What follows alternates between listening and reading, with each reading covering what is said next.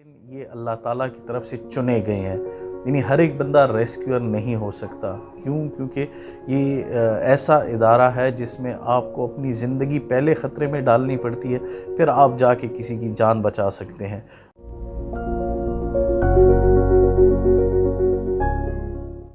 السلام علیکم، میرا نام بلال احمد فیضی ہے، میں ترجمان Khyber Pakhtunkhwa emergency rescue service rescue 1122 ہوں۔ ریسکیو 1122 کا ادارہ 2010 میں قائم کیا گیا اور اس وقت سے اب تک لے کے ہم لوگ تقریباً 5 لاکھ سے زائد مختلف نوعیت کی ایمرجنسیز میں خدمات فراہم کر چکے ہیں۔ ریسکیو 1122 اس وقت صوبے کے 32 اضلاع میں خدمات فراہم کر رہا ہے۔ انسان کی زندگی میں بہت سارے واقعات ایسے آتے ہیں جو اپنے انمٹ نقوش چھوڑ جاتے ہیں۔ کورونا وائرس بھی ایسی ایک وبا تھی جس نے ہمارے ذہنوں پہ انمٹ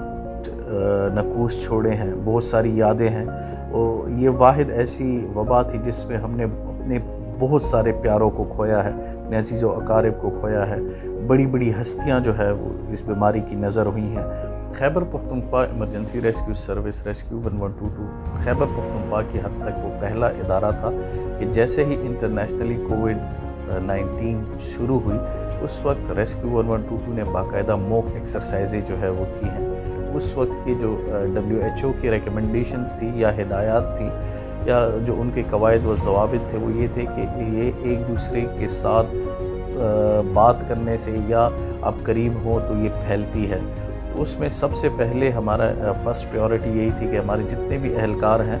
ان کو جو ہے وہ سیف کیا جائے، تو ان کے لیے جو ہے باقاعدہ طور پہ جو سیفٹی کٹس ہیں اور جو SOPs بنائی گئی وہ جو ہے ان کو فالو کر کے جتنے بھی مریض تھے ان کو طبی امداد فراہم کرتے۔ پھر اس کے ساتھ ساتھ ڈس انفیکشن اسپرے جو ہے وہ لانچ کیا گیا۔ وہ اپنے ایمبولینس سے لے کے ہم نے بڑے بڑے بازاروں میں، مارکیٹس میں، سرکاری اور پرائیویٹ اداروں میں آج بھی جو ہے وہ ریسکیو 1122 جتنی بھی اسپرے ہے وہ کر رہا ہے۔ ریسکیو 1122 نے باقاعدہ SOPs بنائی تھی اور اس کے ساتھ ساتھ کورونا سے نمٹنے کے لیے علیحدہ ایک فورس تشکیل دی تھی، جن کا بنیادی کام جتنے بھی مریض تھے جو کورونا سے مشتبہ تھے یا جو ہے وہ کورونا سسپیکٹڈ تھے، ان کو باقاعدہ طور پہ ہاسپٹلز اور کرنٹینہ سینٹر جو ہے وہ منتقل کرتے تھے۔ اور اس میں وہی جو اپنے ان کی سیفٹی کٹس تھی، گوگلز تھیں، گلوز تھے، یہ ساری چیزیں، ماسک، وہ جو ہے وہ ایمرجنسی کے دوران جاتے پہنتے، مریض کو جو ہے وہ مائنڈ تھراپی کرتے، فزیکلی ان کو تھوڑا سا ریلیکس کرتے، پھر اس کے بعد جو ہے وہ لے کے جاتے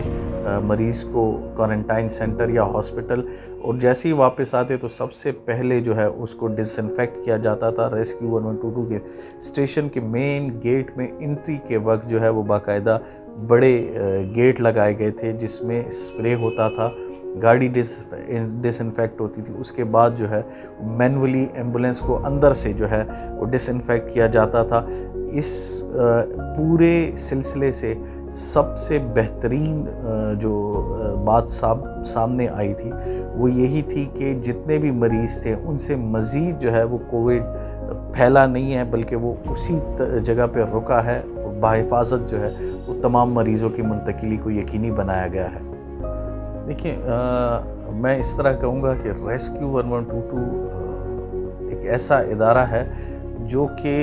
آپ کو آپ کی تنخواہ بھی دیتا ہے خدمت کی، اور ساتھ میں آپ کو آخرت میں بھی اس کا اجر اور ثواب ملتا ہے۔ یہ واحد ایک ایسی لائن ہے جس پہ ہم لوگ اپنی زندگی گزار رہے ہیں۔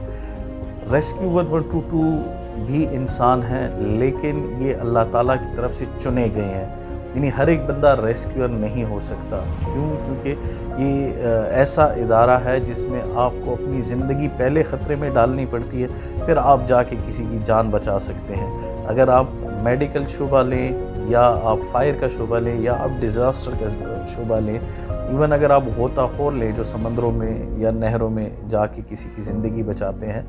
تو یہ وہ واقعات ہیں یا یہ وہ لوگ ہیں جو اس قسم کی چیزوں سے ڈر اور خوف انسانی ایک فطرتی عمل ہے کہ ہوتا ہے، لیکن جب آپ چنے گئے ہیں اور آپ کی فیملیز کو بھی اس چیز کا پتہ ہے، تو وہ بجائے اس کے کہ آپ کو کمزور کریں، وہ آپ کے ارادوں کو مزید تقویت بخشتے ہیں اور یہ سب سے بڑی بات ہے کہ آپ کے گھر والے آپ کے ساتھ کھڑے ہوتے ہیں کہ ہمارے پاس واحد کرونا